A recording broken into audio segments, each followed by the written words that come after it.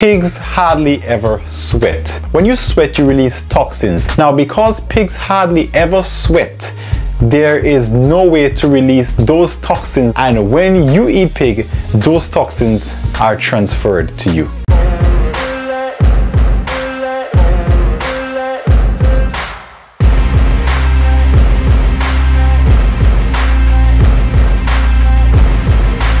With that said, let's get to reason number one.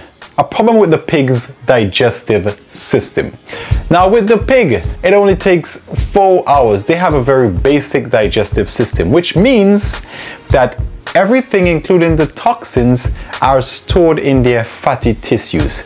Guess what the next stop is after eating? On top of being stored in their fatty tissues, pigs hardly ever sweat. When you sweat, you release toxins. Now, because pigs hardly ever sweat, there is no way to release those toxins, and when you eat pig, those toxins are transferred to you. Reason number two, increase cancer risks. According to the World Health Organization, eating processed meats including hams, bacons, and sausages can increase your risk of cancer. If you eat 50 grams of processed meat, that increases your risk by 18%. Now you might be saying, I don't eat 50 grams of processed meat per day. Well, 4 bacon strips is about 50 grams. If you only eat 2 in the morning, that's an increased risk of 9%. Now you do that for 365 days, you can figure your increased risk of cancer. Reason number 3, the swine flu. As the name would rightfully suggest, they couldn't have given it another name. Now, the swine flu is found in pigs. A couple years ago, there was a big outbreak in the United States. However, properly cooked meat, meaning that you cooked it at 160 degrees Fahrenheit, is supposed to kill all viruses inside of the meat. If you cook your own meat, fine, that's good. Now, if you're buying meat from outside at these commercial outlets, remember the name of the game is speed. Getting the food from the kitchen to the consumer in the fastest possible way.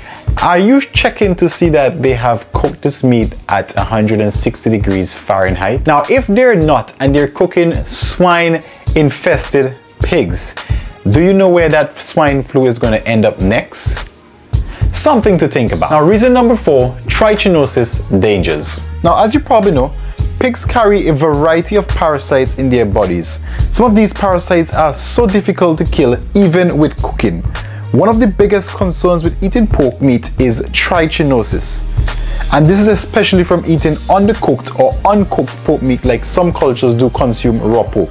Approximately a week after eating the affected pork, the adult worm now lives inside your body and produces a larva that enters into your bloodstream and even burrow into your muscles and tissues. Now, number 5, a lot of common viruses and parasites that the pig carries. Now, some of the parasites that the pig carries are the tapeworm, hepatitis E virus, the porcine reproductive and respiratory syndrome, aka the blue air pig disease, the Nipah virus, the Meningococcal virus, and these are just some of the viruses that the pig carry. A big Consumer Reports study found a high rate of contamination in pork chops and ground pork from a kind of bacteria that can send you to the emergency room. ABC's Dr. Richard Besser brings us the whole picture. Consumer Reports tested pork, the types you'd buy in the supermarket, including pork chops and ground pork. They found that nearly 70% of the samples they tested had the dangerous bacteria Yersinia on them. Ground pork turned out to be even more risky than pork chop. This bacteria can hit hard. In a matter of days, you'll experience fever, cramps, bloody diarrhea that may last for weeks, especially common in children. Cooking the pork thoroughly does kill this bacteria, but be careful. It's easy to spread it to the surfaces of your kitchen, the plate, the cutting board, your hands, anything the raw pork touched. Take a look at this kitchen where we handled meat. All the dots?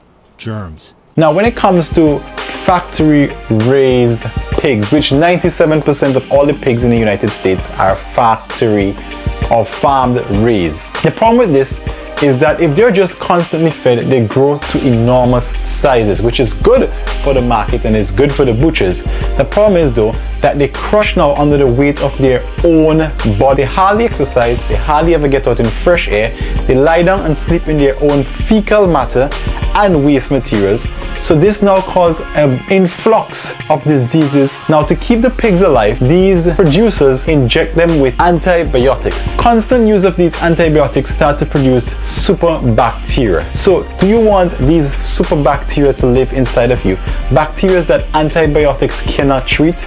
Again, it's just something to think about. Now the last one, eating lean pork slows down your digestive system. After eating 1 serving of lean pork, it can remain in the digestive system for up to 6 hours, which causes fermentation and a host of other gastrointestinal diseases. Now, I have to leave you with some healthy alternatives so we don't all spoil your Christmas.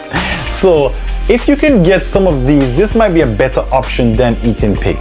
If you can get grass-fed cattle, you know those cattle that roam wild and some local farmer has it, that's perfect.